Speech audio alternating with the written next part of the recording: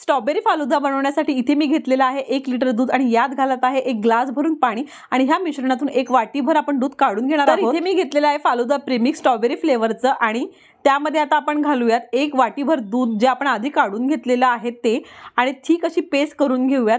आणि इथे आपलं दूध सुद्धा छान उकळलेलं आहे तर यामध्ये आपण ही पेस्ट घालणार आहोत आणि पेस्ट घालून आपण जवळपास 10 ते 15 मिनिटं आहे शिजवून घेणार आहोत। 15 मिनिटं मंद गॅसवरती शिजवून झाल्यानंतर हे दूध रूम टेम्परेचरला झाल्यावरती फ्रीजमध्ये ठेवायचं 2 तासभर तरी।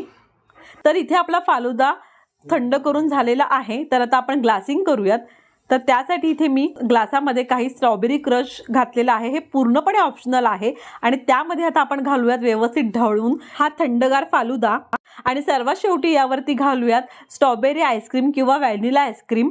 प्रीमिक्स पासून बनवलेला थंडगार फालुदा आपला खाण्यासाठी तयार आहे। रेसिपी थोडी जरी आवडली तर चॅनलला सबस्क्राइब